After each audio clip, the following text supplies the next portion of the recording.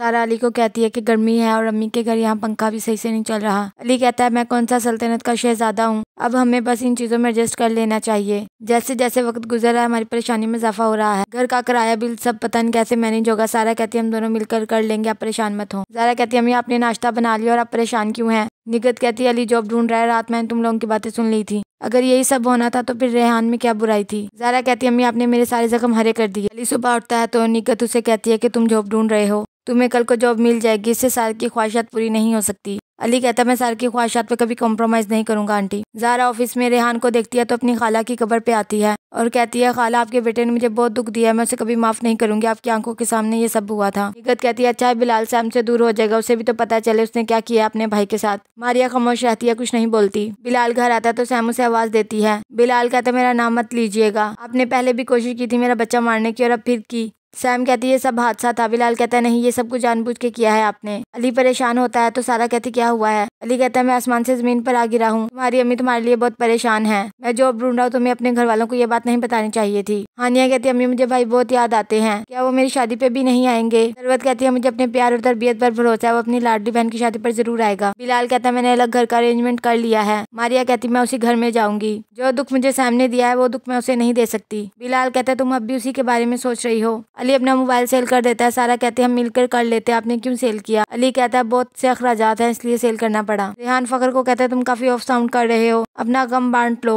रेहान कहता है कुछ गम बांटने से और ज्यादा हो जाते हैं, हमारे दरमियान यही डिसाइड हुआ था कि हम पर्सनल लाइफ में इंटरफेयर नहीं करेंगे। अली और सारा ग्रोसरी करने जाते हैं। सारा अपने लिए शैम्पू लेने लगती है फिर नहीं लेती। अली कहता है तुम्हें जो चाहिए तुम लो। ज़ारा कहती है जैसे आपको मेरी खुशियों का एहसास है इसीलिए मुझे भी आपका एहसास है। नगीन सैम को कॉल करती है, वो कॉल नहीं उठाती। सरवत कहती है किसी और पॉलर का पता कर लो, सिर्फ वही तो नहीं रह गई। सरवत कहती है मैं निगत को भी शादी पर बुलाऊंगी, फिर अली एतराज करेगा ना बुलाया तो। नगीन सोचती है कि कहीं सारा की दोबारा इस घर में वापसी ना हो जाए। वो सारा को भड़का देती है और झूठ बोलती है कि अम्मी तुम्हें नीचा दिखाने के लिए ड्राइवर के हाथ तुम लोगों के घर कार्ड भेज दिया है। मारिया घर आती है तो सैम कहती है सॉरी वो सब गलती से हुआ था। मारिया कहती है चलो गलती से हुआ, तुम जो करना चाहती थी कर दिया, मैं चाहती तो बिलाल को लेकर अलग हो सकती थी, लेकिन फिर बदला कैसे लेती तुमसे। अली के आते ही मारिया सैम के गले लग जाती है तो सैम कहती है पीछे हटो। बिलाल सैम को कहता है तुमने मारिया के साथ इतना बुरा किया फिर भी वो मुझे लेकर अलग नहीं हुई, इस घर में वापस आ गई। सैम कहते हैं ये मुझसे बदला लेने के लिए आई है। बिलाल कहते प्लीज बहन चुप कर जाओ। रेहान सारा को अपने ऑफिस में बुलाता है और कहता है इस कंपनी का बॉस मैं हूँ। वो इंसान जो क्लाश था जिसका अकाउंट खाली था आज कंपनी का मालिक है। हैरानगी तो बनती है। सारा कहती है मजबूरी ना होती तो कभी तुम्हारे ऑफिस में जॉब ना करती। रेहान कहता है मुझे फिक्र हो रही थी, तुम क्यों जॉब कर रही हो। सारा कहती है वो फिक्र वाला रिश्ता तो तुम खत्म कर चुके हो और मैंने उस पर फातिहा पढ़ दी है।